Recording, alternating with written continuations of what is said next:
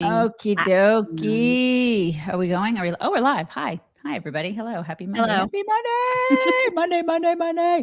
You guys need to visit Bulwark Capital at knowyourriskradio.com. Visit or call today for a free copy of Zach. He is our BFF, all things finance. Zach's common sense. See what he did there? Common sense. With the C. Investing guy. You see what he did? See what he did there? 866-779-RISK. You should check them out. For real. You should do that for your money. And then also subscribe to this podcast. If you can't listen right now, you can put it in your pocket, in your tool belt for later. It stays fresh. It's fresh. It doesn't get stale, you guys. You can have it in your pocket and every single day. Just juicy and delicious as it is pop live. It out. You can pop it out for lunch, dinner, whatever. It's juicy. So juicy.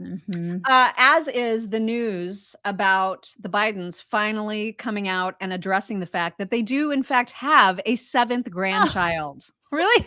She's driving now. So now they're like, oh, yeah. I guess we should probably acknowledge her since everybody's pressuring us and we've been called jerks for not doing that after we put a stocking up for a dog.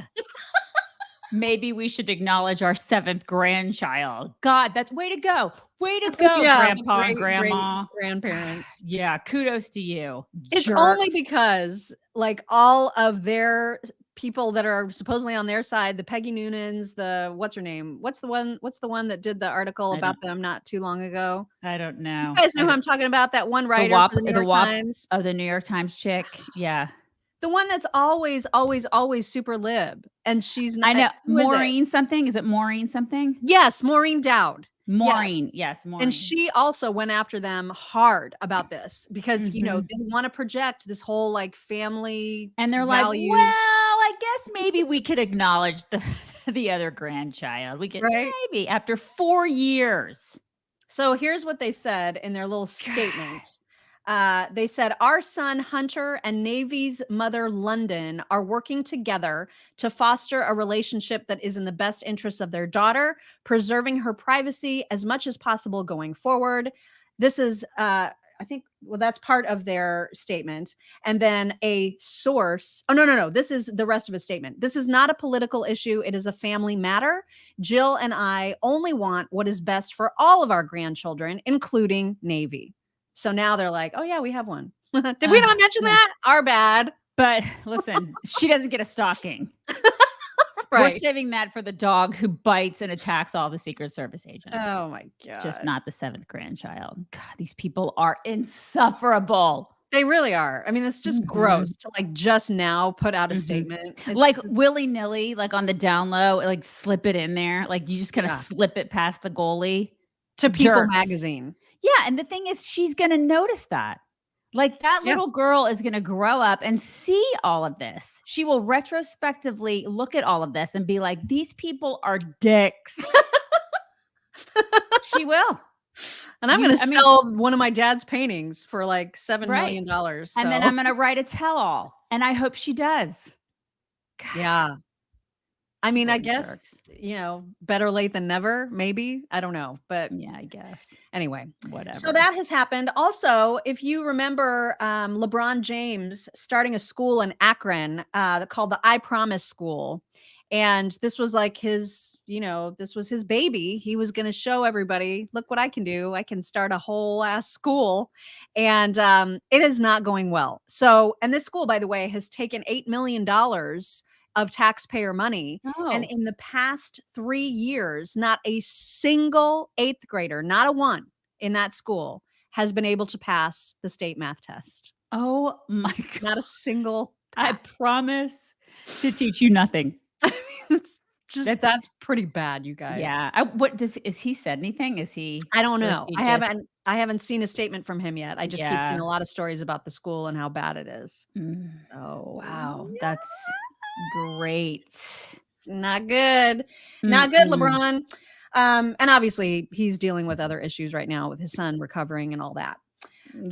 Also, I think it was the WAPO that put out an article saying that Trump's PAC, $40 million in just the last 6 months from that PAC. In other words, donations that have gone to his PAC from just regular Joe Schmoes around America who support Donald Trump. $40 million of that has been spent specifically on his legal battles over the last 6 months, and not so much on any kind of campaigning. Now, I'm not okay with that, but I'm sure that there are people in our audience that are delighted to give to his legal fees. Yeah. I'm sure there are a lot of people that would be like, yeah, and then they would be like, just happy to do it. I saw a lot of folks on Twitter going, I'm happy to help, because what he's going through right now is a complete scam, and this is him campaigning. Like every time he gets indicted, his numbers go up, right? So they look at it as it's just helping the Donald Trump cause. And so they don't mind spending the money. Now, he brags about being a billionaire all the time. It seems to me that he would be able to afford his own legal defense without relying on grandma and grandpa out in God knows where sending their $5 contribution. But he wants to use campaign money for that. And I guess that's allowed because he's doing it. Yeah. So that's happening. That is also a thing that is happening in the world. And another thing that happened last night, not in the world, but right here in my house, is that my husband whipped up some Omaha Steaks, the fillets. We had that for dinner last night. And it was really like partly fancy and then partly not fancy, because we had like these delicious Omaha fillets, but then we also had like frozen waffle fries. It's okay. You got to have a balance. I was out of sides. I was out of the Omaha Steak sides because I may or may not eat those by themselves from time to time. Sometimes I do the fillets with tater tots. It's okay. Yes. You got to balance it out. Yeah. I mean, the bougie with the not so bougie. Right. Yeah. Right. Oh my God. Those steaks are so freaking delicious. They are really good. And right now they're doing their hotter than fire deal. So this is their 32 grilling essentials package, which includes those steaks. It includes all kinds of different meat, chicken, pork, you name it, it is in there. And it also includes 12 free burgers when you order the 32 grilling essentials package. It's less than $100. It is a hotter than fire deal because it is a 62% savings. You can check out that entire deal at omahasteaks.com and just put the word chicks in the search bar, and it'll take you right to the page that shows that package, a hotter than fire deal at omahasteaks.com. All right, let's get to the big news, which is that the DOJ was apparently working overtime this weekend. And never before in the history of the DOJ has a letter gone out on a Saturday. That's so weird. It is weird, isn't it? It is really, really weird. It's weird. We're going to let James Comer and Maria Bartiromo explain the details. I'm going to ask you about your investigation, but first, let me get to this breaking news. I have in my hand a letter from the Department of Justice that was sent to the Southern District of New York on Saturday. By the way, Devin Archer is testifying on Monday. Do you usually see the DOJ send letters like this out on a Saturday? Never. This is the first time I've ever heard of the Department of Justice doing anything on a Saturday. So what is this letter? Can you walk us through it? The government is apprising the court of the status of Devin Archer's appeal of his judgment of conviction, and they request that the court set a surrender date for the defendant to report to a facility. Please walk us through what this letter says. Yeah, the letter from the Department of Justice is trying to nudge the judge to go ahead and sentence Devin Archer for something unrelated to what we're going to be talking to him about tomorrow. It's odd that it was issued on a Saturday, and it's odd that it's right before he's scheduled to come in to have an opportunity to speak in front of the House Oversight Committee and tell the American people the truth about what really went on with Burisma. So, I don't know if this is a coincidence, Maria, or if this is another example of the weaponization of the Department of Justice, but I can tell you this.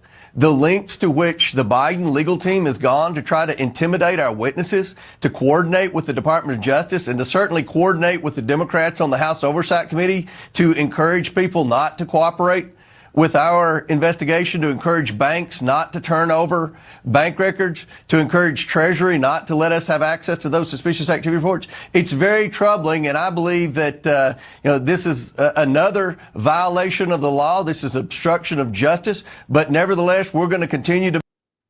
I mean, It's not odd at all to any of us with actual brains. I mean, we're looking at this over the weekend going, you got to be kidding me with Right? this crap. Yes, it's absolutely obstruction. They're absolutely strong arming people. That's what they're doing. We're watching it happen in real time. Like, these people work on weekends. Come on. And it couldn't have had anything to do with the fact that he's testifying today. Oh, yeah. Oh, not at all. No. And now they're all like, oh, we got to put him in jail. Hurry. Hurry. Well, Yeah, and hurry. the reaction was swift and fierce, so much so that on Sunday, they also wrote a letter. So they not only worked Saturday, they worked Sunday. God. And then they had to send another letter saying, did that first letter make it look like we were trying to jail him this weekend? No. That's our bad. We didn't mean that. No, just carry on. Just do your thing. There must be some mistake. Yeah, we don't want to look corruption-y. Let's not look too corruption-y. Let's dial it back, you guys. Oh my gosh. I mean, it's just so ridiculous. But yeah, so they walked it back. They backpedaled and they were like, no, we just wanted to remind everybody that like he does need to go to jail at some point to serve for these other charges that have absolutely nothing to do with any of this. And in fact, they are charges that he still wants to appeal. So that's a whole other element. So maybe that was even like, let's just remind everybody that he's not a credible witness. Yeah. You know, so if we can't put him in jail, let's make him look like a complete scumbag who can't be trusted. That was these people suck. Just awful. Well, and they have to realize that by doing that, though, there's a risk of tying his corrupt behavior right to the Bidens. I mean, that's the whole thing. So the DOJ is just like stepping all over their own feet on this. And that did not go well for them. So nope. It's going to be really interesting to see that hearing today. I cannot wait. It's going to be, I hope that dude has a lot of security around the clock. Yeah. Keep him away from the Clintons. Right? Yeah. Oh, man.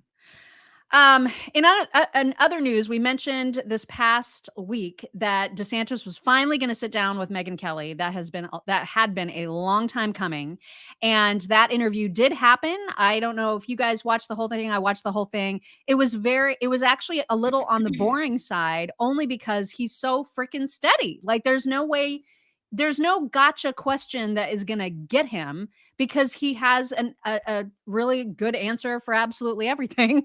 And so I encourage everybody to watch it. If there's any questions still that people might have about his policy ideas and his accomplishments, I mean, he does a really, really nice job breaking those down. I only have one clip to share, simply because a lot of the criticism he's gotten has been, he's a rhino, he's a globalist, he's a whatever, all the other names. He's paid for by the Bushes.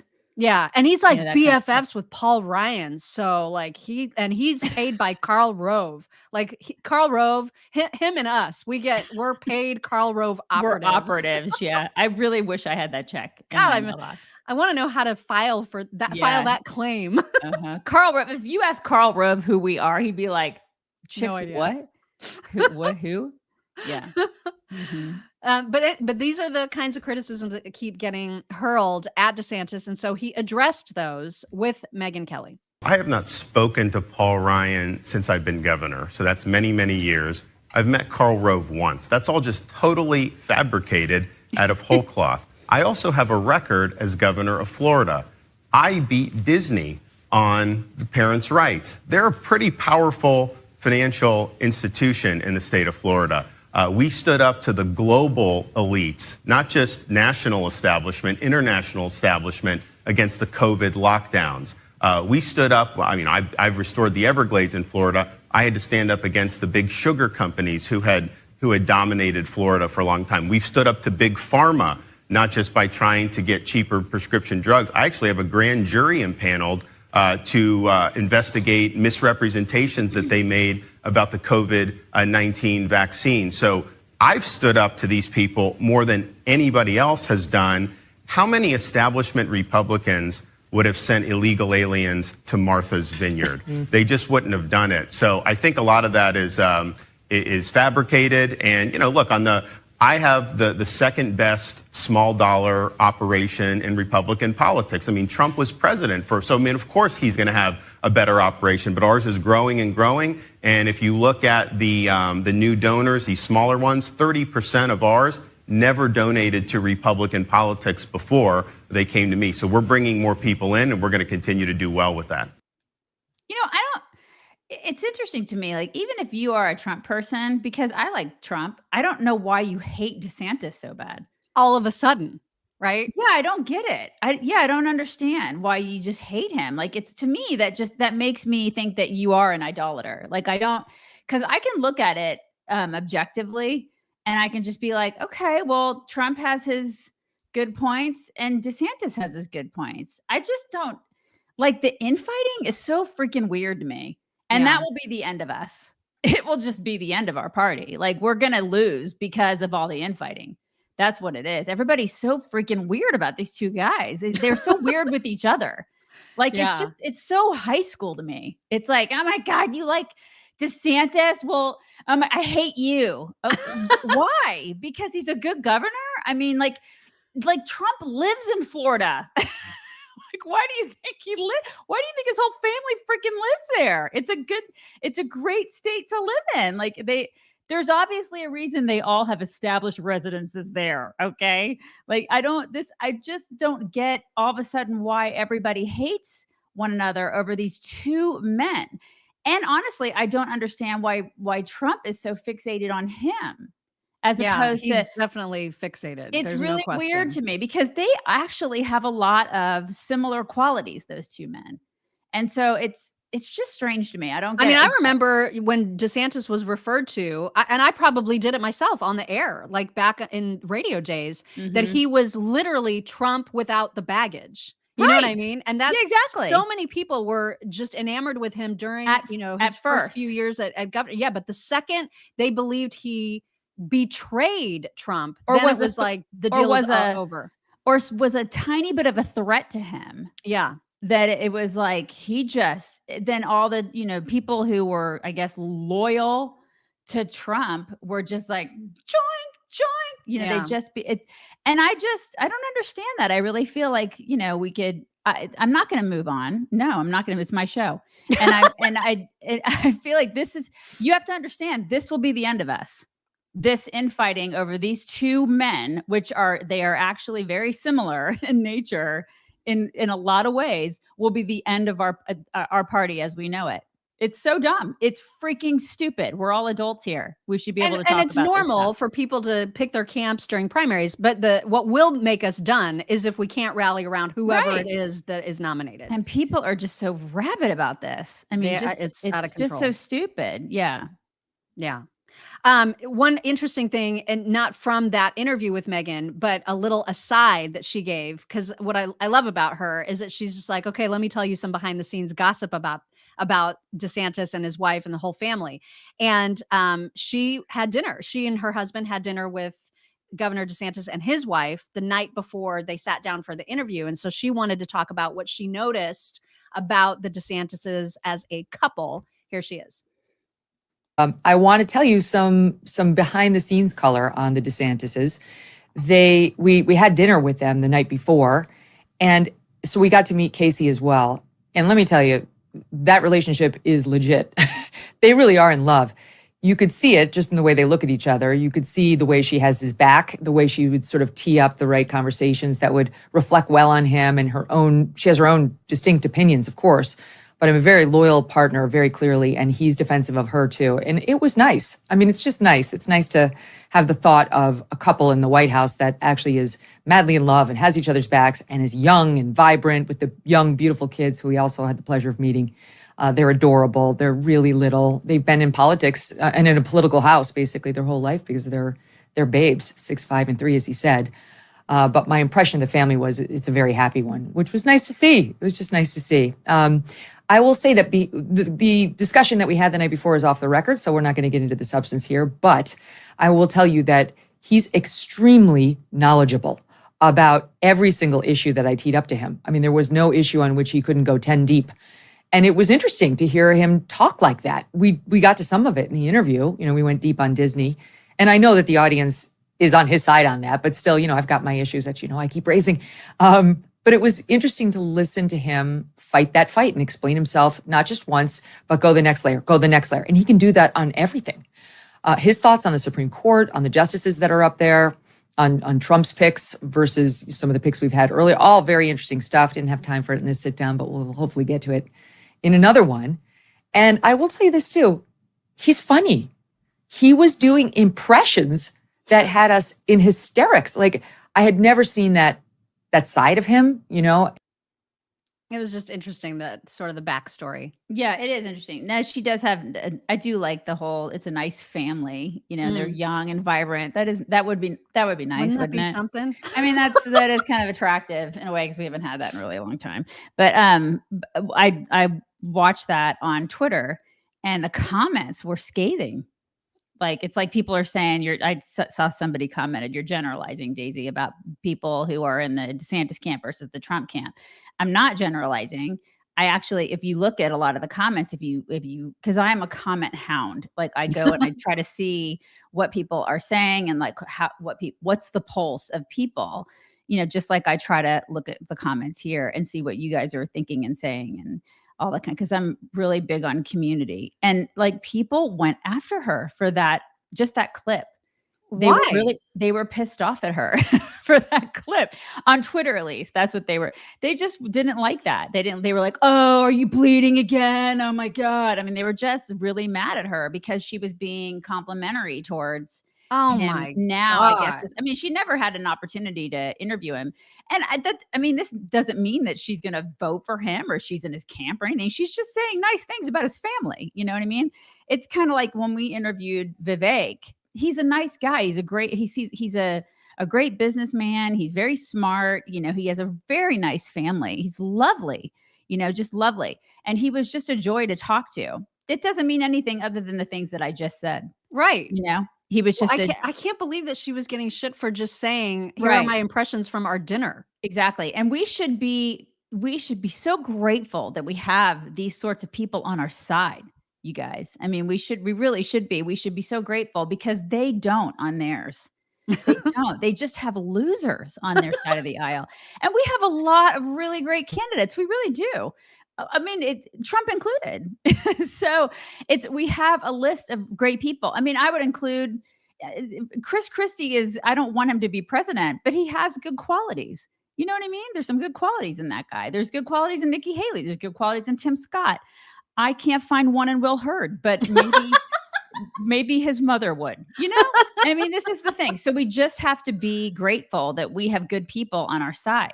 And some of the comments, man, I don't get it. People are just the meanest. I know. I don't get it. Yeah, man. And honestly, I mean, isn't it a little odd that like we have not seen Melania at all? She's never, ever, ever present. It is odd. Like, where is she? Yeah, it is. It's weird. It's like that chick from Scientology that disappeared. Like, I don't.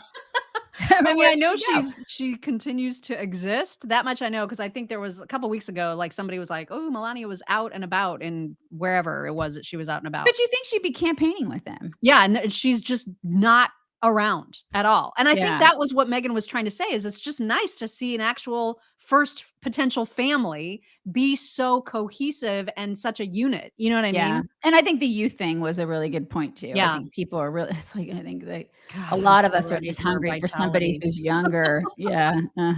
Yeah.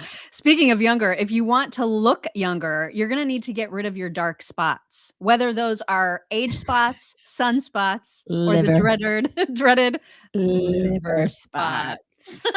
And now, okay, we've talked about the dark spot corrector from Genucel for a couple weeks now, but now they have a new like package that really, really helps the dark spot corrector do its best work. It kind of kickstarts the dark spot corrector. It's a 3-step dark spot luxury system, which is currently 70% off at genucel.com/chicks. So it obviously includes the dark spot corrector. But before you even get to that, you start with the crystals, which is like one of my favorite Genucel products.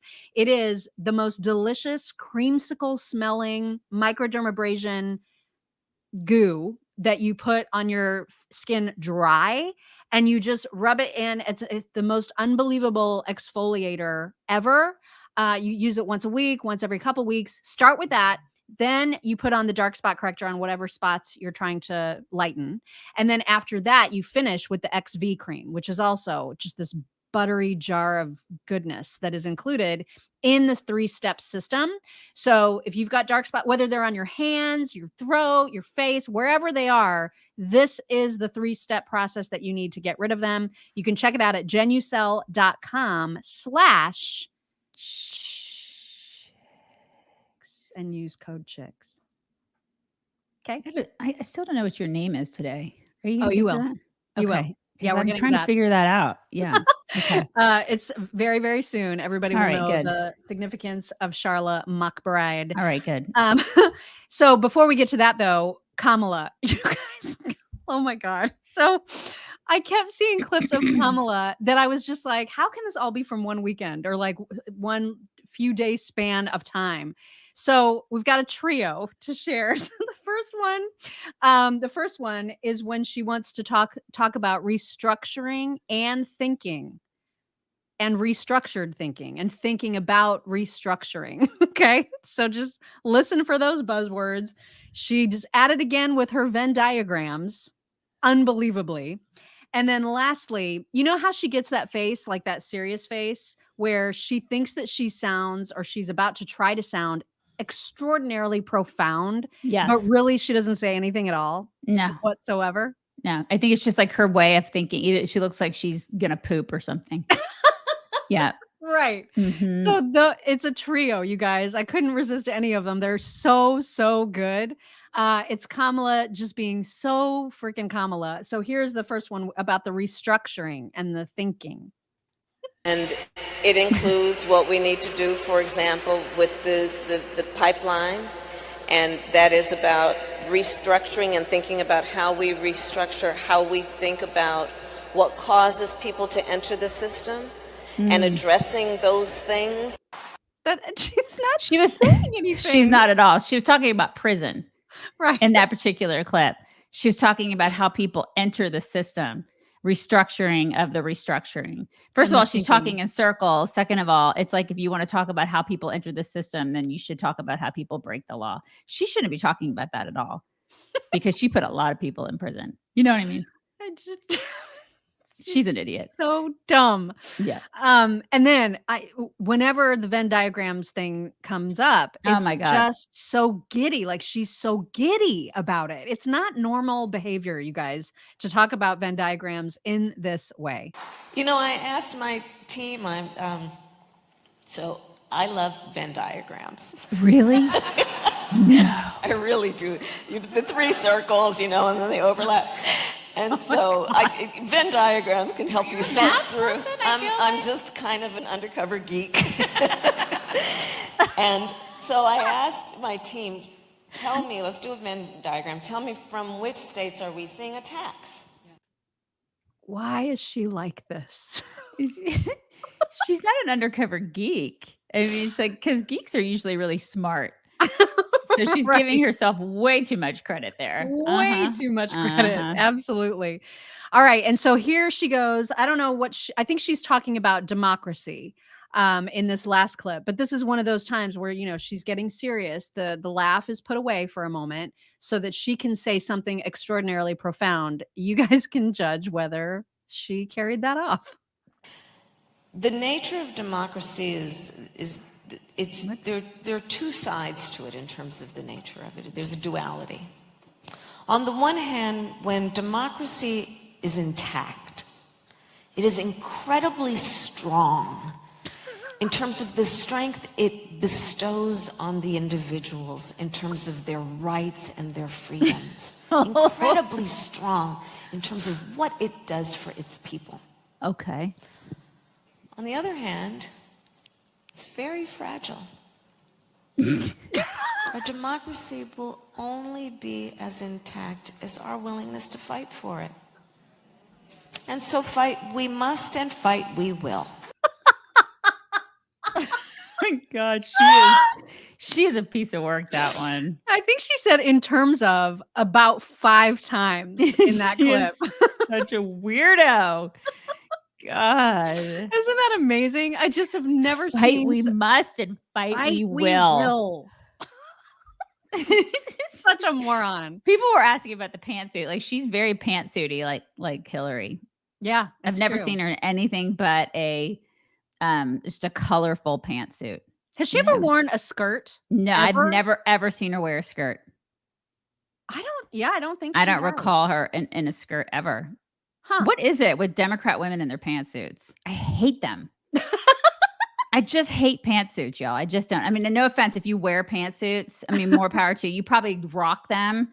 I don't like pantsuits. I'm a dress and skirt girl. If I have to be in that situation, I just would feel so uncomfortable in a pantsuit. I don't understand the appeal of them. Ew. Maybe it's just like if you really hate hose, you know what I mean? And you don't want to wear then pantyhose. don't wear them. Just don't wear hose, you know? I mean, Just that is true. Fuck the tradition of that. I'm a hose girl too, because I'm from the South and we don't leave the house without Lycra on our legs. You know, hello. Am I right? And a petticoat. Right. I don't even know what that is. What the hell? But still, dresses. Yeah, dresses are way more. I just don't the pantsuit thing. Oh my God. Yeah. I don't get it. It's a thing. It's a thing. All right. So my name today is because there is not an ESPN reporter. I'm sorry, a sports reporter named Charla McBride. And Charla McBride was in the news unwittingly this past Thursday because she was doing sideline reporting at a Commanders training camp. And a radio host by the name of, it's not his real name, but he goes by Don Geronimo. He and his sidekick. Great radio name. God, it's a really good name. Geronimo. Yeah. He and his sidekick were, they were doing their show from like a booth, like looking down on the field. Right. Mm-hmm. And so they're seeing things from above and they notice Charla McBride on the field. Charla McBride is a blonde bombshell. I mean, she's a gorgeous platinum blonde haired woman who, when you see her from afar, I think it was probably a pretty easy assumption to make that perhaps she was a cheerleader.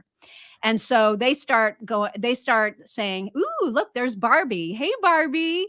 And then they referred to her as a chick, which, as you might imagine, Daisy and I are horrified by. Oh my God, totally. And they referred to her as a Barbie. They said they assumed that she was a cheerleader, or they guessed that she was a cheerleader, and then they referred to her as a chick. That happened on a Thursday. They were both fired. And these are guys that have been in radio for well over a decade. Forever. And ever. Yeah. Popular show, whatever. And they were fired for this commentary. Fired. And so you're going to hear kind of a breakdown of what happened. You're going to hear the actual recording of what they said. And then you're going to hear a newscaster describe her response to the story. Daisy and I are going to do a deep dive into this for this weekend's Deep Dive podcast because we have a lot to say about this. Yeah, we do. But we'll just kind of summarize our thoughts quickly after you see the breakdown of this story. Big 100.3 radio personality Don Geronimo and his producer, on-air sidekick Crash Young, weren't allowed to broadcast from Commander's training camp Friday morning. Hey, look, Barbie's here. Hi, Barbie girl. Hi there. Hi. I'm guessing she's a cheerleader. While broadcasting live on Thursday, the two men made offensive and derogatory comments on the air about WUSA 9 sports anchor Charla McBride. Oh, hey. There's that chick that you thought said tight. Yeah, I screamed tight when she was by. I think she's a sportscaster at Channel 9. Yeah. Or Channel 7. Yeah, she's familiar. I thought she was a cheerleader. Last year, under the Dan Snyder era, the Washington Commanders signed a 3-year partnership deal with iHeartMedia, which owns Big 100.3 and a number of other local radio stations. When the new Commanders ownership group, led by Josh Harris, heard about Thursday's comments by Geronimo and Young, we're told team president Jason Wright was fuming. A Commander spokesperson telling WUSA 9, quote, "We have worked hard to ensure that everyone feels safe and respected in our workplace, and we took swift action when we learned that an employee of our partner iHeart made sexually disparaging remarks to and about a member of the media while she was broadcasting live from training camp yesterday. iHeart and the individual were not permitted to broadcast from training camp today, and we will continue to work collaboratively with iHeart to address." And they were fired. That was how they were continuing to work collaboratively to fire them. We could have had so many men fired in radio. Oh my God. I mean, my God. It's like, I cannot believe that they were fired. Like, Yeah. Mark and I were we were legit, maybe, I don't know, I'm trying to think, just full time. I think we were the only chicks on the air, really, in our full time. Well, I mean, Dana Lash was on our station, but she didn't work at our actual station. Yeah, she didn't work at our station. She was just, it was like syndicated through our airwaves. But we were the only chicks that would come into the station, and we worked at it was like working at a frat house. Mm-hmm. And it was awesome. I just, I got to tell you, if those three things were said about me, Barbie, cheerleader, and chick, I would take it as a compliment. Right. I mean, I'd be like, thanks. She's what? This chick is about 39 years old. She's around 39. She looks great. She also looks like Barbie. I'm sorry, but she does. She has long blonde hair, like these perfect features. What is wrong with that? She's clearly trying to go for that look. So why not embrace it? And that's kind of trending right now, the whole Barbie thing. It's kind of everybody's talking about that, right? I don't think they said anything wrong. I don't think they did either. And honestly, if she had a problem with it, she could have, it could have been a fun thing where she bantered back and forth with them. If she wanted to have fun with them, that's what we probably would have done. We would have been like, did you hear these guys make this comment about us? If they would have never called, I don't know, they probably could have called you Barbie more than they would have ever called me Barbie. They would have called me like Nerd Barbie or something, but they honestly, we would have had fun with these guys. Totally. We would have bantered back and forth. We would have made it a fun bit or something. That's what we would have done, because that's what you do. You buck up and you get to their level. Cause I mean, you don't act like you're some sort of a victim. I just can't believe that is what here is her reaction. Here's how she addressed the situation. Now, I talked to Charlotte a few hours ago tonight, who said she was hurt and incredibly offended that after 17 years as a journalist, comments like that discredit who she is and what she does as a professional. Apparently, the radio duo was talking about her while she was doing interviews with members of the team. She called it inappropriate, unprofessional. I mean, just grow up. Yeah, grow up is right. Grow up is right. See, that's the thing. It's like, that just makes you look like you're a whining girl. Right. Yeah. That's what discredits women in the workplace, when they can't freaking take just a silly joke. None of it was sexist. None of it was sexually suggestive. None of it was harassing. Nope. I mean, for crying out loud, it was a very easy mistake to think, oh, that she looks like a cheerleader. Again, I would be like, oh my God, thank you. Basically, they were saying, without saying it, she's beautiful. Right. She's gorgeous. Wow, she's gorgeous. That's what they were saying. Without saying she's gorgeous. I mean, take it as a compliment and play with them. You know what I mean? That's what we would have done. And this world now is just so full of, everybody is offended. Everybody is a victim. And I just hate that. I hate that about the world now. It's so dumb. Yeah, it's just so dumb. And it's kind of like, for people to suggest, oh, well, this is so one-sided. Like, you never see guys being treated that way. I can tell you right now, I never comment on Jimmy Garoppolo's football technique. Okay.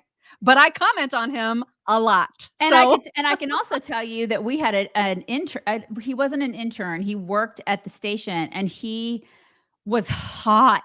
Yeah. And he's famous now. Yeah, he's famous now. And Mock would comment on him all the time. Oh yeah. To his face. And he was, it was kind of embarrassing. Like, I would be like, I'm really sorry about my partner because she's being really gross right now. And he loved it. Right. And this is how normal people behave back in the day. day. He would play with her, and this is what we would do. And I mean, honestly, he probably could have had her fired for sexual harassment, but he didn't. And now he's basically he's been on TV and he's kind of famous, and he is hot. Yeah. Look at it as a compliment.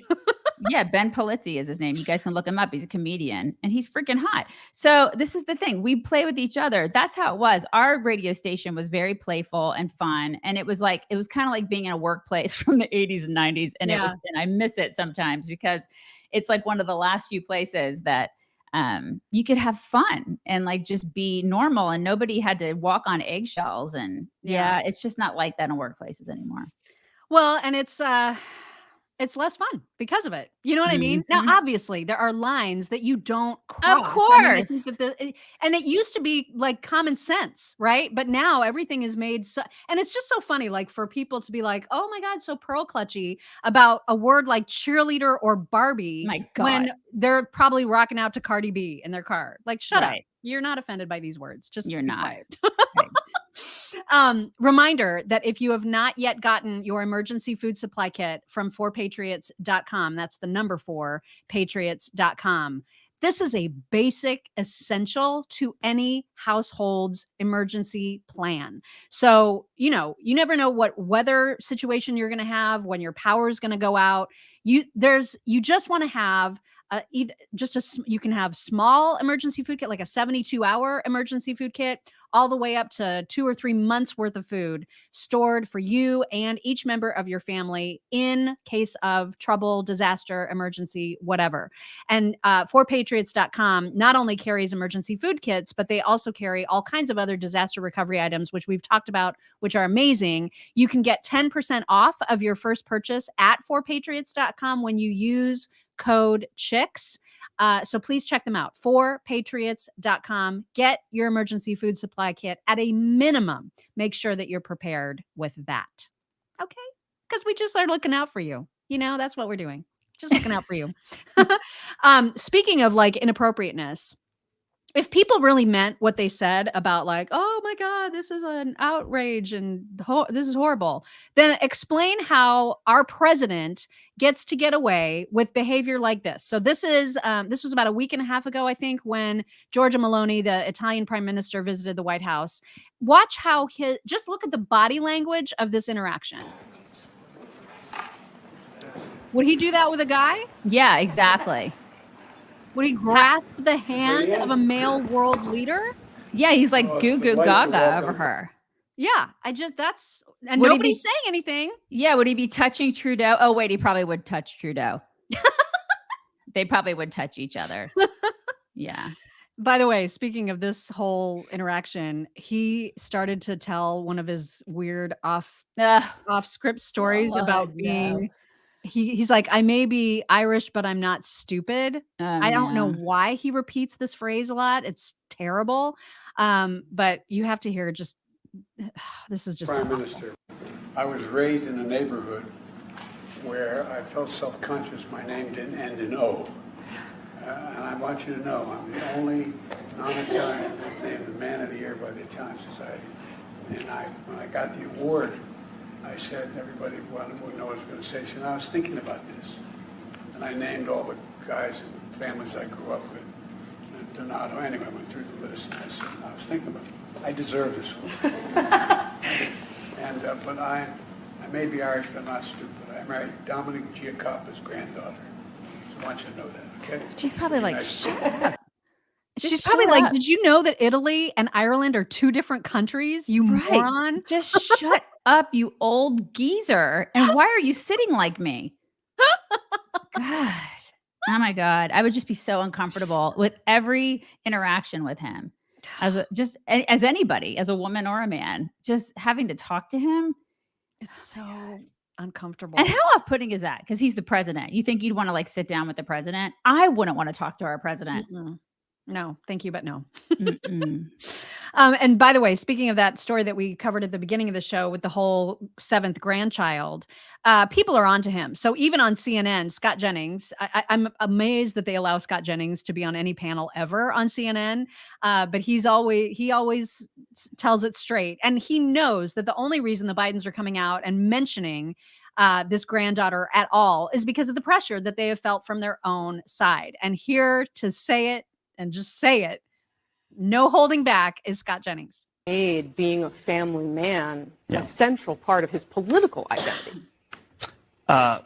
It's not Republicans, with all due respect, who made Hunter Biden into a complete scumbag on this and other issues. the ignoring his own daughter for 4 years, and the president of the United States hanging up a stocking for the dog, and not for his 7th grandchild. Okay, look, we can also have sympathy for people who are struggling with addiction. Let's keep this conversation respectful. Listen, I totally agree. And you know where I'm from, a lot of families deal with addiction. And you know who ends up picking up the pieces? The grandparents. And in this case, the grandparents would not acknowledge this little girl. It is offensive. But the bottom line is, But they have now.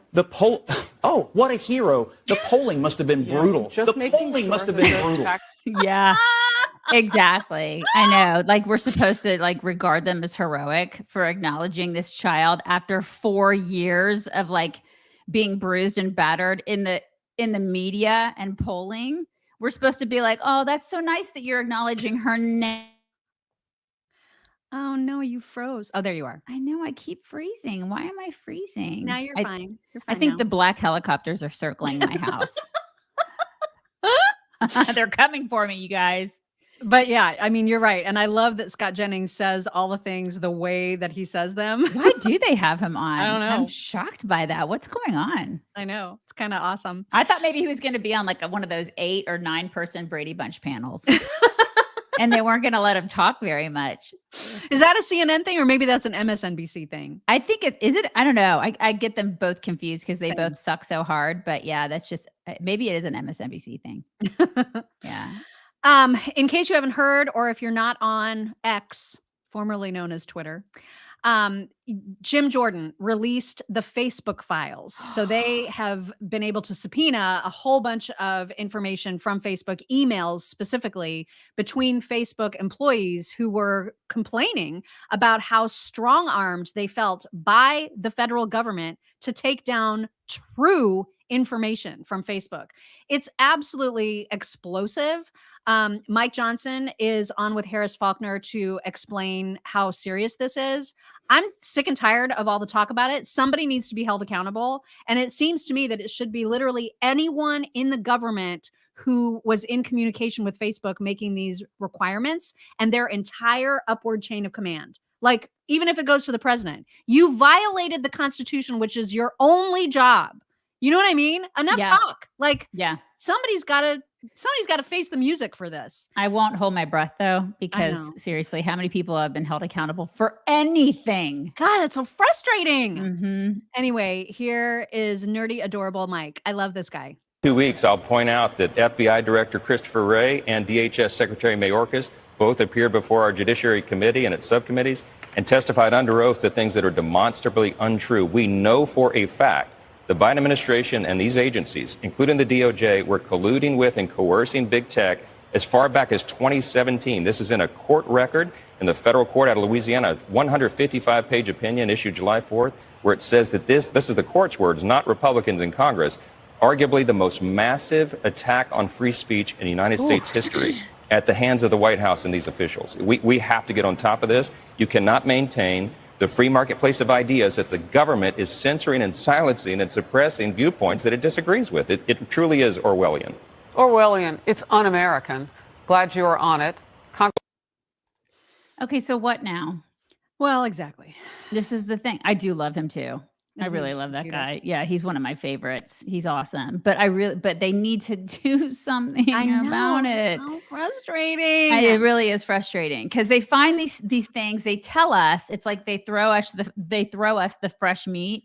Yeah, and then it's like, okay, we've eaten it. Now what? What are you gonna do? I need something to happen. God, I know. Because I'm very disillusioned about all of this. Same. It's like he puts this out and we're like, okay, we've known this. Smart people have known this has been happening. We've experienced it. Right. So We've what been there. now? Stop telling us what we already know and do something. Right. It's like it's almost as if they're catching up. They're like, oh, by the way, this has happened. Well, yeah, we've been living it since 2013. We've been living it. So can y'all just get on with whatever you're going to get on with? Because hello, it's the time. It's hello. All right. You wanted me to play a clip. There was a bunch of candidates went to Iowa and gave speeches this past weekend. And so I'm going to share my screen and share with you a clip from Trump. Now, I can read what this caption says. It's not very friendly towards him, but it says, I can't believe this. The man that has slammed polls for 8 years just spent his whole speech in Iowa tonight rattling them off. No wonder he doesn't want to go to the debate next month. This is just sad. It should be remembered that at this point in 2015, Donald was polling at 1% within the Republican primary. And in 2007, Hillary was absolutely destroying Obama. This is just getting started. So, and it's kind of true in that he is hyper focused on polls and, of course, on DeSantis. Here is the clip. In the newest echelon poll of swing states, we're trouncing Biden by 7 points. In the big new premise poll, we're beating Biden 43-39, while DeSantis is losing to Biden 33-38. In other polls, I'm leading Biden by 6, 7, 8, and 11 points, while DeSantis is losing to Biden in all cases. I wouldn't take a chance on that one. I'm leading in the primary polls by 50 and 55% against him and others. And a poll just came out where I'm leading in Iowa. We love Iowa by 34 points. I'm leading in New Hampshire by 35 points. And I'm leading in South Carolina by over 30 points. And that's with 2 politicians running, as you know, from South Carolina, leading by substantially more than 30 points. And a poll just came out a few minutes before I got up here. And in Ohio, the great state of Ohio, we're leading by 52 points and beating Biden by 10 points. So okay, so I'm the one who asked Mock to play this. Mock did. Yeah, and of course, everybody's already mad at me. Yeah, I'm the one who said, you need to play it. She's like, I don't want to play it because everybody's going to get pissed off at me. And I said, you need to play it because this was like the big news over the weekend. Now, I personally, like, and I know people are like, oh, more negativity for Trump and nothing pro DeSantis. This is not a pro DeSantis show. This is where it goes back to my original point of people pinning DeSantis against Trump. I think that that's a bunch of bullshit. I'm really tired of it. I'm with Pamela. I want to hear about policy. I think that I hate polls, period. Like, you go back to when we were on the air back in 2013, like going back to when we were in radio, I've always hated polls. And it goes back to in the Hillary days when people were like, oh, Hillary's going to win because of the polls. You know, this is when people would say that. I'd be like, y'all are crazy. Don't listen to the polls. I think the polls are ridiculous. I've never been asked anything in any poll ever. No, remember the red wave that we were supposed to get? Right. I think polls are bullcrap. They don't mean anything. And so I don't know why he's so fixated on these polls. I get really nervous when he gets fixated on the polls because I think that is it's false confidence. I don't think that that's good to be so confident in polls. I don't think he should be confident with the polls. That makes me very nervous because I don't even know. It makes me nervous for him. He shouldn't be so fixated on them, which I'm like, what is he doing? Why is he doing that? He should be talking about issues. He should be talking about people and issues and things that are going on in the country. He should be focusing on that. He should be talking about kitchen table stuff, everything that we're facing, talking about how much Biden sucks. He should be talking about that. Just from a campaign perspective, I think that his people should be pulling him aside going, don't focus on the polls, man. Don't focus on the numbers. He should be, I would say that about anybody. I would say that about Vivek or DeSantis, whoever. I just think polls are dumb. Well, they're not ever right. I mean, it's like, and people are saying he does talk about that. Okay. But I don't think that forum was the place to talk about polls. I just don't think it was. He needed to take his time and just talk about issues. He should never talk about polls. They're just dumb. I don't think it's the time to do it ever. Especially since he didn't, he was at 1% at this time, you know, back when it was, you know, whenever years ago, he was at 1%. So, I mean, who knows? It could be that like the dark horse comes out and wins everything in the primaries. We don't know because polls really are. Now, useless. Joyce says, you are dividing us again. Way to listen to Mock. And I'm like, I didn't even want to play the damn clip, you guys. I mean, it's like what so the way that I look at it is like with the polls, it could be that somebody comes out of left, like a Vivek could come out of left field and just kick everybody's butt, you guys. It's like very that's early. It's so early. Yeah, it's so early with the polls. So this And is then the thing. the whole name calling thing. That because we're actually presenting just what has happened and our opinion of it. Now somebody's calling us chicks in the center. In what way does liking the other Republican candidates make us in the center? We don't. I mean, what does that even mean? Like, that's people are just out of their so mind. disappointing. It's just like, I'm sorry that we like are using our own show to be honest with you. Yeah. Anyway, so that happened over the weekend. He did that. And he probably could have taken it better. I really wish he would have, because, you guys, I love Trump. I think he could have done a different thing, a different tactic there. He could have done that. Well, Bill Hurd did not have a good experience. Is it Bill? Will. It's Will. Whatever. Nobody cares, because he's definitely not going to win. He's definitely not. He was on the same exact stage, okay, in front of the same exact crowd, and he tried to go after Trump. He knew, like he said later after this horrible reaction, because he got booed like crazy. He said that he knew that was going to happen, but that like he feels some responsibility to go and say that so that Trump isn't the nominee. I was so irritated by him. I actually responded to him tweeting this out, and I said, "You idiot. If you really do not want Trump to be the nominee, you don't even realize that you're one of the reasons he will be.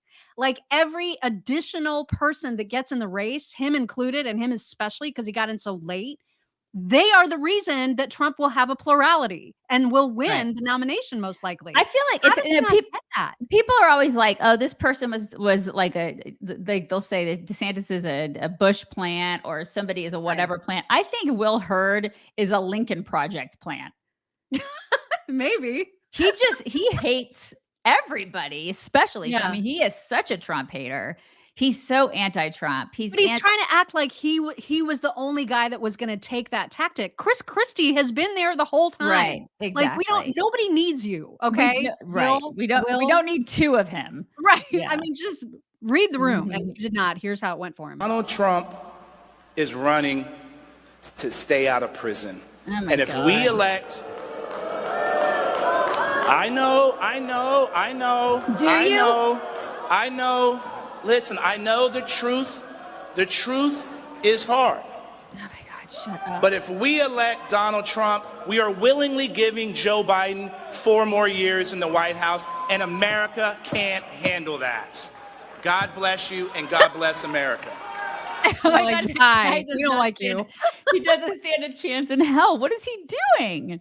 And again, he's contributing to the very thing that he thinks is a problem, which is a Donald Trump nomination. He is going to help that happen. I don't know how he doesn't get it, but he doesn't get it. It's like he doesn't want him to win, but yet he's going to make him win. So it's like, why are you even there? It's like, I know these guys.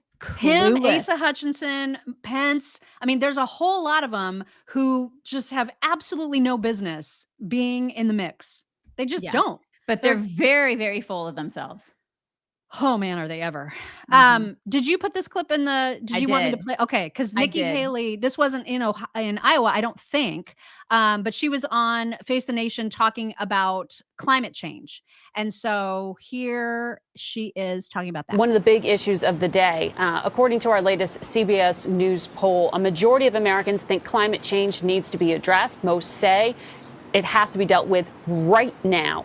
Republicans are apart on that. Almost half say it doesn't need to be addressed. Do you think it does? Well, I think climate change is real. I think that we do have to focus on it. We all want an environment that has clean air, clean water to leave for our kids and our grandkids.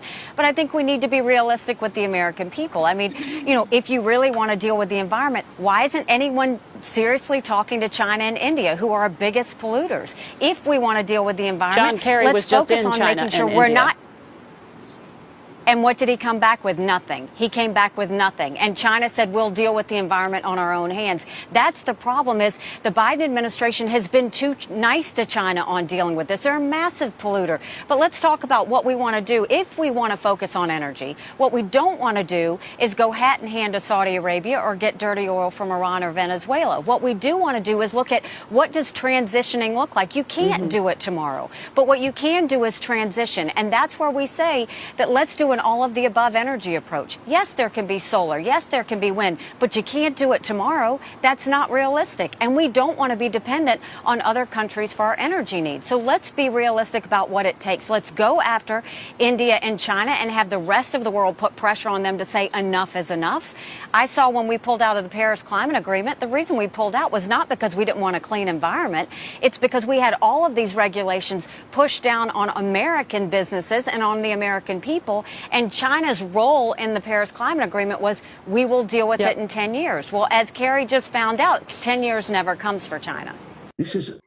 I get really frustrated with these politics. I mean, I like Nikki Haley. I really do. But I absolutely vehemently disagree with her on this. I do. I just think she's wrong. I just think that I need a politician to say, this is an effing grift. I just need somebody to say, we are spending way too much money on this garbage. We don't have the money in our bank account to do that. So we're going to pull back and we're going to start drilling here, drill here. Like, I mean, in Texas, you drive around here and there are oil, like you can see oil fields that are just stagnant. They're doing nothing. We're doing nothing here. Oh my God. We should be drilling here and not relying on other countries to provide us with energy. What are we doing? It's like, I don't think that a lot of these people, yes, we should be focusing on wind and all this. I mean, it's like, seriously, we need to be more self-sufficient. And it's like, so much of this stuff is just such a grift. It's such a grab for our money. And I get so I want a politician to just say that, because that's what it is. We are stapling our money to the clouds. We don't have money to do it. And I'm so tired of giving my money to this bullshit. That's what it is. And well, she was right about the Paris Accords, though. She was absolutely right. And it's so stupid that now we're back in that, because the whole reason Trump pulled out, rightly, is because it is always America that gets the brunt of all of this ridiculous policy. And these other countries are just like, well, we'll deal with it, later. You guys first. No, that's not. We shouldn't be the ones that are suffering because China and India are like polluting the world like crazy. Right. I mean, I hear you on that, and she is right about that. But it's like, that is just one part of a gigantic puzzle that is just a puzzle of crazy. We're part of this. It's crazy, you guys. We're paying for the weather. We're paying for it is power and a money grab on the American taxpayer. And I'm just so tired of it. I'm so tired of seeing people go, Republicans don't believe in climate change. No, I think a lot of it is a cult. At this point, it is a climate cult, and it's a power grab for more of our money. And it's a way to try to scare people into giving up our money that we simply do not have. We are so much in debt. We don't have it. Stop it. And I want somebody with some balls to start saying it. And she's apparently not it.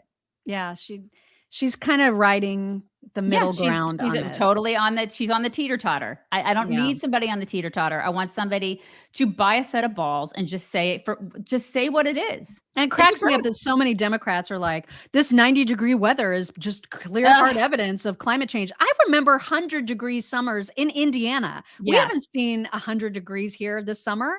And that used to happen all the time when I was a kid. Yeah. So they're acting as though weather patterns are somehow going to destroy the earth. Exactly. And we're fine. And people in Texas are complaining about 100-degree weather. It's Texas, you idiots. Right. I mean, that's what they've been experiencing that forever. If you don't like it, GTFO. Yeah. Hello. It's just, it's weather. Yeah. Also, Oliver Stone, who you may know from such things as directing a lot of movies that were big time movies. Mm-hmm. He is having some regrets, you guys, about his vote for Joe Biden. And he's saying the regrets out loud. China. This is a potential World War III. This is the same situation as World War I in a sense. The stupidity of it because of the alliances and the fears and the built-up phobias. If we don't stop this, what Biden is doing, this guy is, I voted for him. I made a mistake. I'm thinking that he was an old man now, that he would calm down, he'd be more mellow and so forth. I didn't see that at all. I see a man who maybe is not in charge of his own administration, who knows, but he's going to fall down somewhere. But it seems that he's dragging us stupidly into a confrontation with a power that's not going to give. He's already done it. It's not that he's getting ready to do it. He's done it. We're there. Like, we've been doing it and we've been paying for it. And we've been paying for these people's pensions. And we've been paying for them to have a better lifestyle than we have. I mean, meanwhile, our cities are crumbling, but that's okay. That's totally fine. And he'll vote for him again. If it's a Trump-Biden matchup, Oliver Stone is voting for Joe Biden. Of course he will. No mistake. Yeah, and a lot of his like celebrity buddies will too. Speaking of celebrities, so many of those celebrities and like the film companies are moving to Texas. I'm sure you guys have seen a lot of that. There have been commercials from California or from Yes, Georgia, because I know there's a bunch California. in Georgia. From California, they're moving to Texas, and there are commercials here in Texas now where they have this like it's like, I don't know, what is it? Is it don't mess with Texas? Like, it's like the don't mess with Texas, because they're trying to keep it like litter free. And like Ethan Hawke has done a commercial here. God, who's the guy that was married to Meg Ryan back in the 90s? Dennis Quaid? Yes, he's done a commercial here. Thank you. I knew you would remember that. He's done a commercial here in Texas. Like, they're all starting to move these film companies here because taxes. They can't, because the taxes in California suck. So and I'm like, do not move your freaking crazy here to Texas, which they're gonna start doing that. Yeah. But of course, Matthew McConaughey's here, but they're all starting to move like to around the Austin area and beyond. And I'm like an hour away from Austin. So this is the thing. They're moving here, and they're moving places here, and they're starting to film here because it's easier on their pocketbooks did I say pocketbook? It's easier on their wallet, their pocketbooks. It's easier on their pocketbook. It's easier on their wallet. Are you wearing slacks? I know. I got my slacks on with my pocketbook. It's easier on their wallets to be here in Texas because there's no state income tax, right? And there's a lot of like they get corporate breaks that they don't get in California. They basically get raped in California financially. They don't get that here. So at least for now, until all the politics start changing here, because they're coming here and they're crazy. Yeah. Yes, I got my pantsuit on. My pantsuit. Tomorrow you might wear some trousers. I'm gonna wear some trousers with that. Okay. So the next clip I have is this is an actual scene of what is taking place in a downtown New York City hotel lobby. The Roosevelt, I believe, is the hotel where migrants have descended upon this hotel, and the hotel has let them in to the lobby. And so now I guess word has traveled, and this is what it looks like now. Free. See it first on Rumble.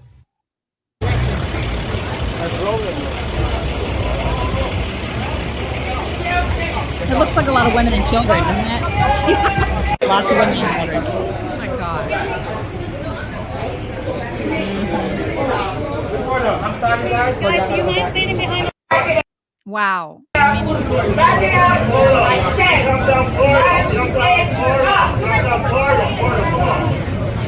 One night.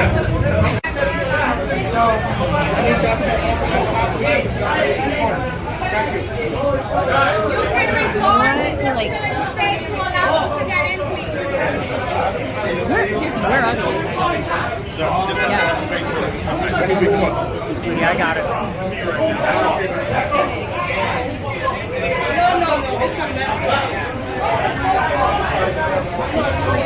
Nuts. Yeah. Every single liberal stayed that voted for this crap should take in like at least 3 of those men into their homes, into their guest rooms. Every single liberal who's like, oh my God, illegal immigrant.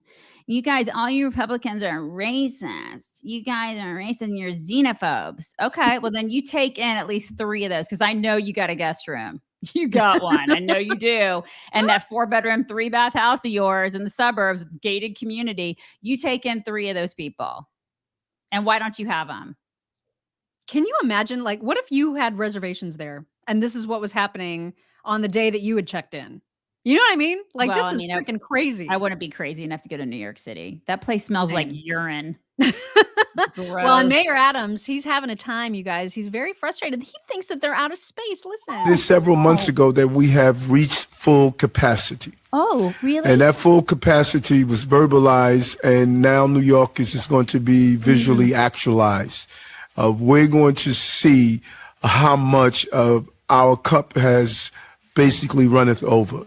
We have no more room in the city. And we need help.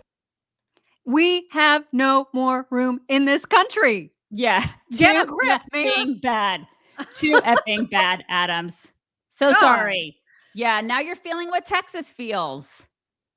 Okay. Right? How does this not compute in these Democrat brains? How do they not think about, oh, maybe this is affecting other places too? Right. God. Now do all the other liberal cities, every other liberal city, do them all. And please do Washington, D.C. Like do D.C. as much as humanly possible. We need to inundate D.C. Yeah, for real.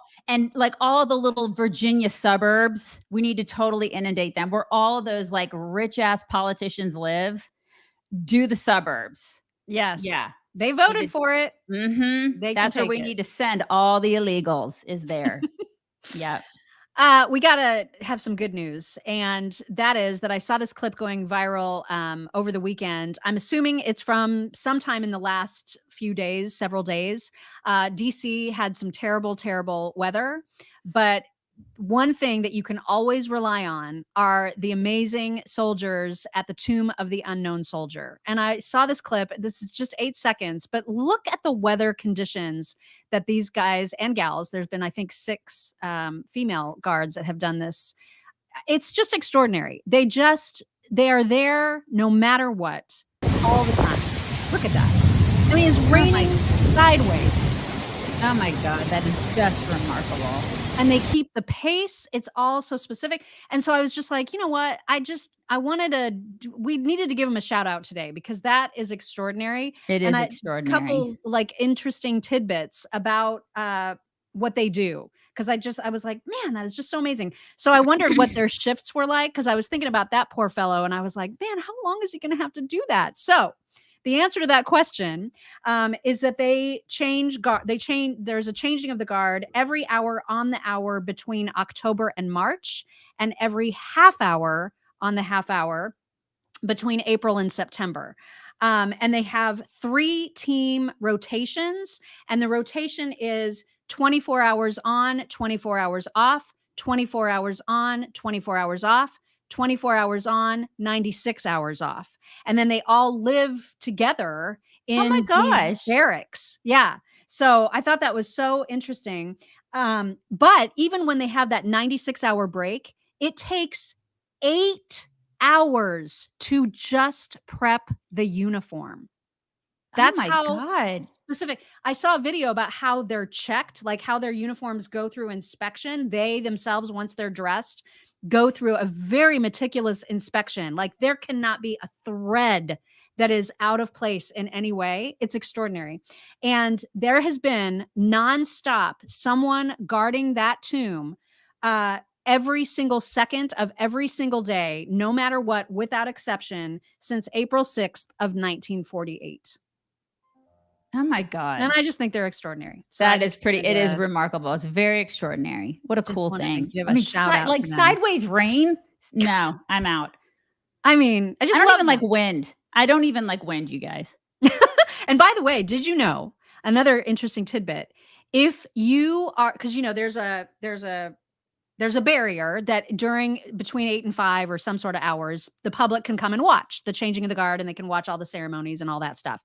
And if someone disrespects that process in any way, if there's laughing, if there is any talking, because you're supposed to say completely silent, if there's any of that, I've seen the videotapes of when they stop and they will give you a dressing down like you would not believe. Wait, the soldier will, or somebody else will? The soldier will stop in progress. They will stop in their tracks and they will immediately yell, "There needs to be order, and there will be no they will give you a dressing down." I love that. And if you break the barrier, this has not happened, but they have permission to shoot to kill.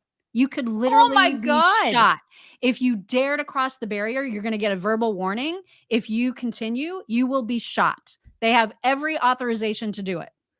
Oh my God. Yeah. So behave, people. Behave. Behave. I wish we had more of that in the country, Right? I mean, I just love everything about that. Yeah, entire that is pretty awesome. It's like one of the last places where people need to show respect in this country. Yeah. It's pretty amazing. Exactly. All right. It is time for your whack. Would you like me to share the screen, or are you going to just I mean, tell you the story? you can. You really don't need to, because I've got the story in front of me. So there was a Delta flight. It was going from JFK to Greece. I don't know if you guys saw this over the weekend. It's a 9-hour flight. Became a nightmare flight for this woman and her daughter. So there was a dude. He got, let's see, 10 drinks. It was like he was served like 10 vodkas and 1 glass of wine. Got completely drunk. Obviously, I don't know how anybody could be drunk off of that.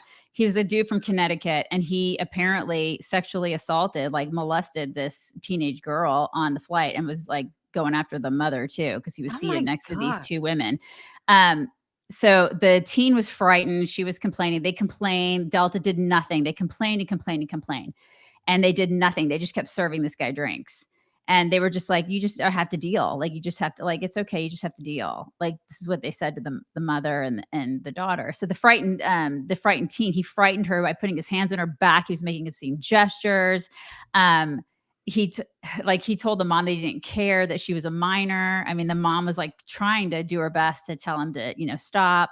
She told a flight attendant that this was, she told them continually that this stuff was happening, and they blew her off, and they told her to just be patient. 9 hours. Yeah. The unidentified man who mumbled that he was from Connecticut gave the mother and daughter a brief reprieve by heading to the bathroom to loudly puke. Oh my God. Before returning with a glass of wine. That was the last thing that he drank. And so rather than move the man to a different seat, the flight attendant allegedly told him to stop talking to the victims, prompting an enraged, profanity-laced outburst from the drunk, who called the mom and her kid effing bitches. God. Yeah. So the teen had a panic attack, put her head down in her mom's lap, only to feel the intoxicated Delta passengers' clammy fingers underneath their shirt, all this kind of stuff. And so there's a $2 million lawsuit. Now, the one thing I will say, because she's like, the girl ended up jumping out of her seat. She was like really upset, blah, blah, blah. I will say, if it were me and my daughter, the daughter was in the middle seat. This is what I read. She was in the middle seat. The mom was on the outside, and the man was next to the daughter. I would have, 1, switched seats. Hello. 2, which didn't happen from what I've read. 2, there would have been swinging and bleeding. There wouldn't have been an option for this guy to not bleed, So I can't. If he touched my daughter in any way, if there were any words that were inappropriate to my daughter, that man would have been bleeding. So I don't understand how, like. And now Delta's like, we take these claims very seriously. No, you don't. You clearly don't. He got off the plane and like went off to his destination. They didn't even like arrest the guy, I don't think. So, wow. I mean, I just cannot. Yeah, they would have had to taken me off the plane with marshals. I would have beat the shit out of this guy. You don't touch my daughter. You just don't do that. So let that be a lesson. If they're not going to do anything, just, risk being arrested. There's no, why is that there's no issue. You don't touch my kid. You don't touch the kid. You don't touch that. The is kid. whack. There's I'm a lesson surprised there, because Delta, whack. They should know better. That's not. And okay. they served him after, like, don't you think you stop serving drinks after like 3? Like, what is that? I don't know what the rule is about that. Like, is there anybody here that works for an airline? Like, what is that? You stop 10. He basically got 11 drinks. That's insane. I can't believe he didn't die. Maybe that's what they meant when they said, just be patient. He's going to die anytime. Any second now he's going to die. Right. I just cannot with that story. I was so enraged by it over the weekend. I just thought this is not okay. Yeah. Not okay. Not okay. It was completely whack, you guys. So whack.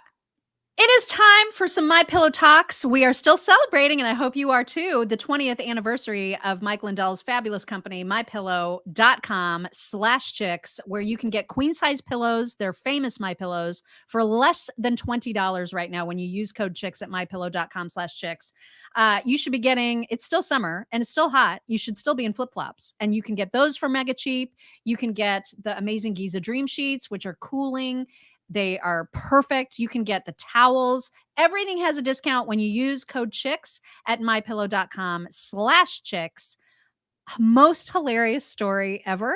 That is, I think there's almost 12 million views on this story. And it was a Three's Company level misunderstanding. Oh my gosh. You're going to love this. Because I have a question for you. Why did I overhear Riley telling Mason that I was foaming at the mouth when I was having Bailey? What? Tonight before bed,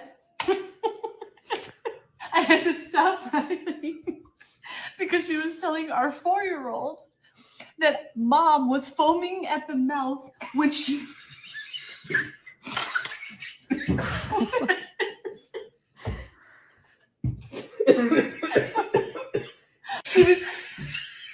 He's choking. Riley, okay, our He can't even 6-year-old talk. was telling our 4 that moms foam at the mouth when having babies. And I need to understand why they think I was foaming at the mouth. What? Rabies. You told me I had rabies? I thought she asked about rabies. Sit down. Get on with it, dude. She said, does it hurt when you have Rabies. rabies? Oh my God. Did she say babies? Oh she no. asked about babies. Oh no. Oh, no. Oh my God. I told her basically that it really, really hurts. Oh no. I mean, it does hurt. And you start foaming at the mouth. Maybe some women do foam at the mouth. Who knows? She said babies. She said when moms have babies, they foam at the mouth. Oh my God. I mean, who knows? There may be somebody out there who actually does that. I love that story. Easy mistake. So great. Easy mistake. It is an easy mistake. Everyone, and I mean everyone needs to see what it looks like when a camel runs. 'Cause I had never seen this before, and it is the cutest thing I have ever seen.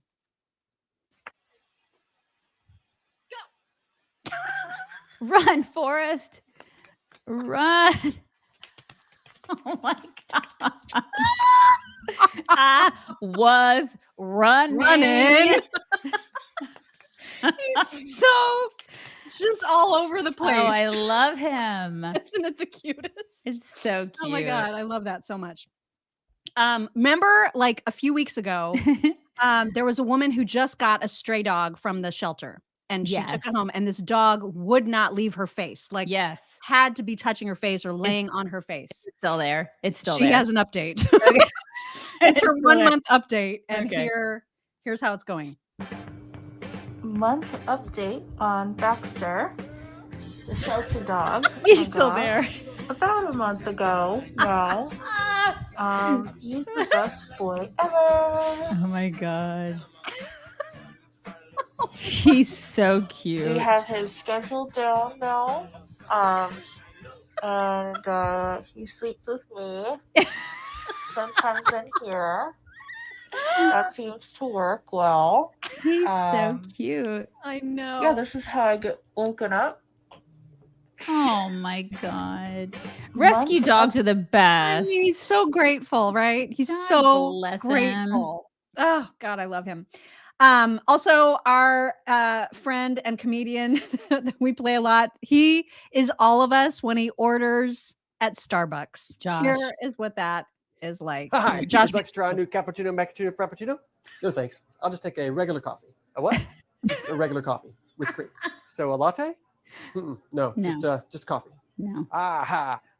Let me see if we have any of that. That's my husband ordering a coffee. Do we have coffee? We'll have to make some, so it'll be about 10 minutes to make a pot of coffee. Yeah, we have to make like a giant one. Why? I don't know. It's like a caramel ribbon crunch blended frappuccino while you wait. No thanks. Do you have anything with less words? Like a flat white? A flat, what does that look like? An egg white? How about a cafe Americano? Okay, sure. That one sounds simple. Okay, what flavors? We have hazelnut, toffee nut, caramel, peppermint, cinnamon dolce, vanilla, sugar-free vanilla, toasted vanilla, sheepskin vanilla. Okay. Yep. Okay, the vanilla one is fine. Would you like any cold foam? We have chocolate, salted caramel, sweet vanilla. Okay, nope. I don't even know what that is. Okay, and you want a splash of cream? We have almond milk, coconut milk, oat milk, soy milk, bamboo milk, deer milk, cashew milk, banana milk. Did he say deer milk? Okay, great. And what size? Just a small. You mean a tall? Nope, I don't mean that. I mean a small. No. I don't want a tall one. A small is a tall. That doesn't make any sense. Do you want a grande? No, I don't want a large. Our grande is our medium. I feel like hurting you. Oh boy. Okay, for the coffee and the Americano, your total is $800. It's so true. Oh my God, it's so All of it true. is true. Right? I want a damn coffee. I just want a black coffee, like my soul. God. And then last but not least, we are going to get a copyright strike for this. So okay, here we go. For those folks who are watching this or listening to this after the live stream, it's not going to be included in the on-demand version of the video because YouTube will promptly remove it. I'm just warning you now. So if you want to see what we're about to show later, you're going to have to go to Twitter or Facebook or somewhere else where we broadcast. But YouTube will remove it. That's just how they are. But the music has to play in this because the caption of this reads, "Changing the soundtrack makes an entirely different movie." And it really, really does, you guys. Watch this. Chuck Norris is like shaking.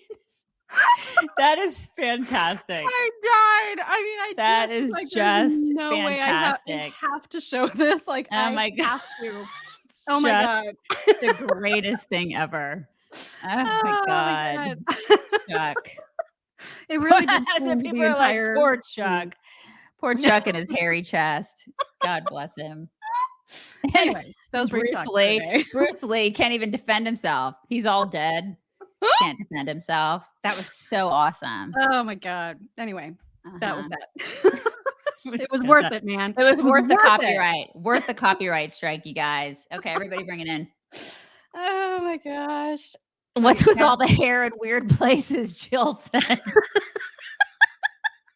Oh my gosh, I haven't even thanked anybody. Oh my gosh. Brian Brumley says, happy birthday to C Noons, sweet boy Booski. Happy birthday to Booski. Morgan, thank you. She says, I won't leave the house without my petticoat. That's right, Morgan. Morgan knows what a petticoat is. Oh C News says, thanking my COTR family for all the lovely birthday wishes for my son, Booski. And Hassanak, thank you. It says, do a shout out to Sandra Phillips. We've been coworkers for 7 years and just found out we both listen to the Chicks. Oh my God. I love that. That's so awesome. Thanks to all of you. Thank you so much. There it is. Monday flaps for you guys. Monday flaps. Somebody reminded me to wake him up. Thank you for reminding me. That's a big boy. Okay, you guys have a fantastic Monday, and we will talk to you tomorrow. Bye.